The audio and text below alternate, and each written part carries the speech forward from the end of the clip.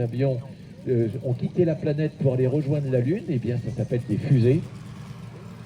Et on y a mis des humains, et le plus compliqué, ça a été les toilettes. Parce qu'en apesanteur, les toilettes, ben, ça ne marche pas comme sur la Terre. Allez, au décollage, un avion mythique. Et oui, si vous regardez du côté de la tour de contrôle de cet aéroport de Morlaix, vous pouvez voir un avion gris et orange.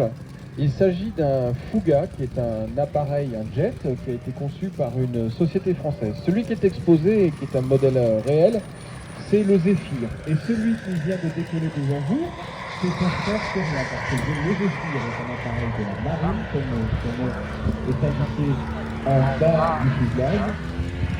Et l'avion qui est en vol, c'est le Magister, c'est le petit frère de l'armée de l'air. Des différences notables entre les deux, la plus visible, eh bien, c'est la crosse d'appontage sur le Zéphyr qui n'est pas présente sur le Magister. Cet avion, il a été conçu par une firme qui s'appelle Fuga. Il a été fait sur une base d'un planeur sur lequel on avait monté un petit réacteur. L'empennage, il est dit en V ou papillon. Vous pouvez simplement comprendre pourquoi. Tout simplement pour laisser passer le flux d'air de ce réacteur. Lorsque l'on a créé cet avion, on a simplement mis les réacteurs dans le fuselage, on en a mis deux, qui poussent et qui sifflent fort pour emmener cet avion en vol.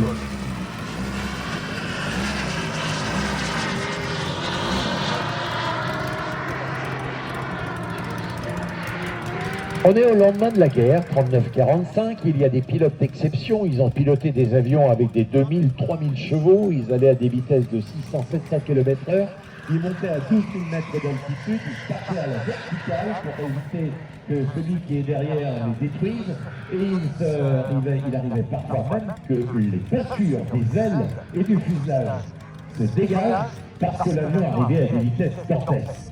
Les pilotes faisaient des descentes, ils avaient les oreilles qui explosaient parce que la dépressurisation était d'une violence terrible, et ces pilotes qui étaient chargés d'une expérience incroyable, lorsque les avions en réaction sont arrivés, ils se tuaient. Et ils se tuaient tout simplement à l'atterrissage.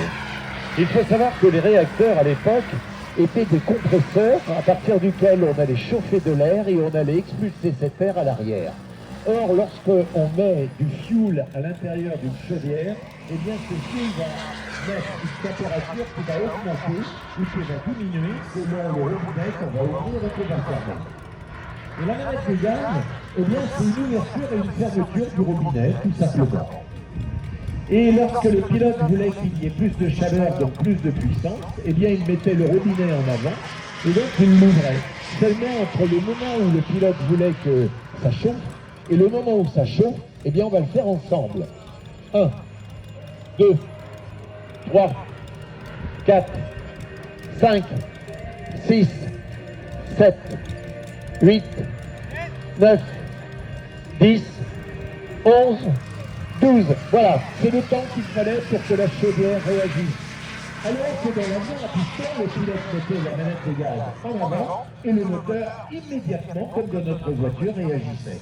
Et donc le pilote se faisait surprendre, il arrivait trop bas sur la piste et quand il voulait remettre les gaz, eh bien il mettait la manette des gaz en avant, il fallait qu'il la mette de manière tout doucement, mais sous la panique, eh bien il mettait la manette des gaz fort en avant et là carrément il éteignait le réacteur.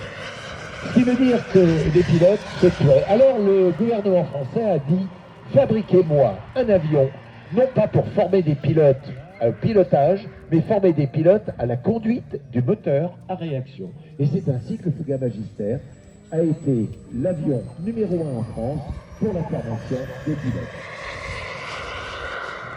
Le Fuga Magister, qui est, si vous voulez, il est piloté par un jeune homme qui a 21 ans, qui s'appelle Sacha. Et il est passionné d'aviation, il est à tel point passionné qu'aujourd'hui il est en train de passer ses qualifications pour devenir pilote professionnel.